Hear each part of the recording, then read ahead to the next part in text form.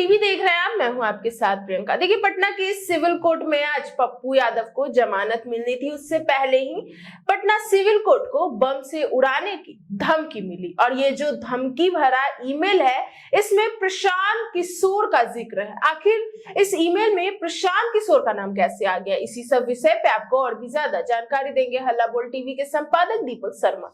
देखिए, ये ईमेल हमारे जब रिपोर्टर ने हमें भेजा तो मैं इसको 3 बार मैंने पढ़ा। मेरी समझ में तो कुछ नहीं आ रहा है। हम अपने दर्शकों को पढ़कर सुनाते हैं कि कवि क्या कहना चाहता है, ये नहीं समझ आ रही। ये जो हमलावर है या तो पागल है, या उसने इंग्लिश में कुछ लिखा होगा, उसको हिंदी में ट्रांसलेट किया होगा, ट्रांसलेशन की गलती हो गई। ये भी हो सकता है कि उसको हिंदी नहीं आती होगी, उसने इंग्लिश में कुछ और लिखा होगा, उसको ट्रांसलेट कराने की कोशिश की होगी और ट्रांसलेशन में ये सारी दिक्कत आई गई। उसका हिंदी ट्रांसलेशन जो उसने भेजा है, जो ईमेल किया है, वो हम आपको पढ़कर सुनाते हैं। उसने लिखा है कि 1 PM यानी 1 बजे दोपहर 5 धमाके कोर्ट में होंगे, पटना सिविल कोर्ट में। उसने लिखा है पाकिस्तान का निमोजी जिंदाबाद। उसके बाद उसने पत्र में क्या लिखा है, जो ईमेल भेजा है, उस ईमेल में क्या लिखा है हम आपको सुनाते हैं। ईमेल की शुरुआत में प्रशांत किशोर का नाम लिखा हुआ है। लिखा हुआ है मिस्टर प्रशांत किशोर।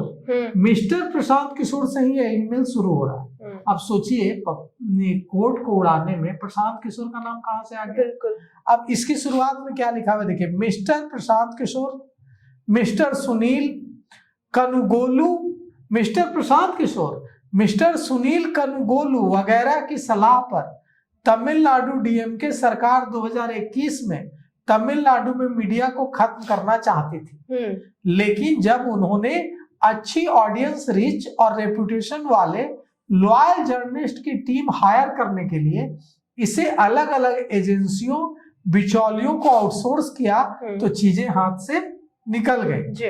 कुछ समझ आ रहा है? नहीं, मुझे तो नहीं आ रहा। DMK उदयनिधि एजेंडा चलाने के लिए टॉप जर्नलिस्ट को लुभाने और उकसाने के लिए एजेंसियां और बिचौलिए सिर्फ पैसे से ज्यादा चाहते थे। मुझे लगता है ये ट्रांसलेशन की दिक्कत है। उसने इंग्लिश या तमिल में लिखा है और उसको ट्रांसलेट किया, ट्रांसलेट इतना उल्टा पुल्टा हो गया है कि कुछ समझ नहीं आ रहा जी।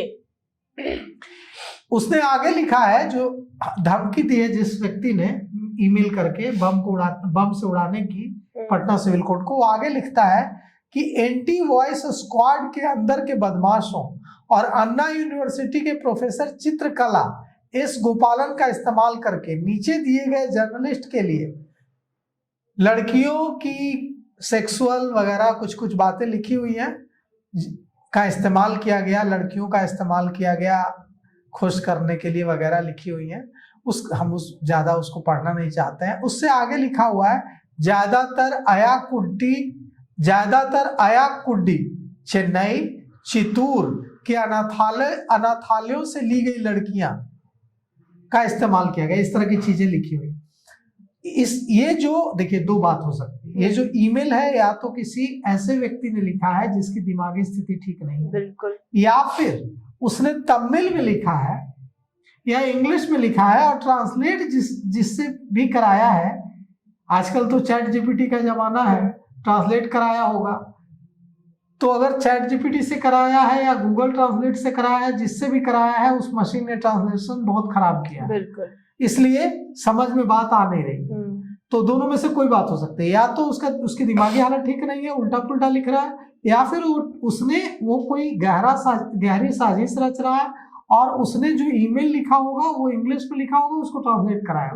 इसमें प्रशांत किशोर के नाम का जिक्र इसलिए है क्योंकि देखिए, इसमें लिखा हुआ है कि मिस्टर प्रशांत किशोर और मिस्टर सुनील कनुगोलू की सलाह पर तमिलनाडु DMK सरकार ने तमिलनाडु में मीडिया को खत्म करने की कोशिश की। अब प्रशांत किशोर क्यों सलाह देंगे मीडिया को खत्म करने की तमिलनाडु में?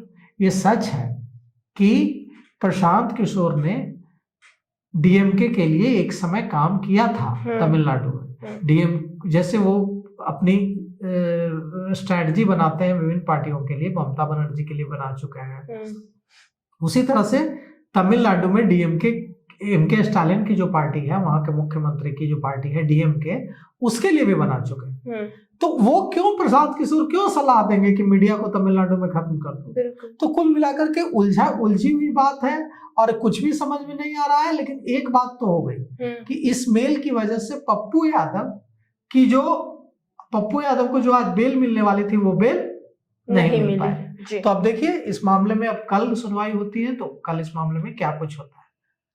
तो सुना आपने कि किस तरीके से जो पटना सिविल कोर्ट को बम से उड़ाने की धमकी मिली, जिस ईमेल के जरिए मिली उसमें प्रशांत किशोर नाम का जिक्र है। और ये जो धमकी भरी मैसेज थी, इसकी वजह से पप्पू यादव की याचिका, जो पप्पू यादव का बेल टल गया। अब ये कल होगा, तो देखना होगा कि कल क्या होता है। हालांकि इन सबको लेकर आपकी क्या राय है कमेंट बॉक्स में बताएं।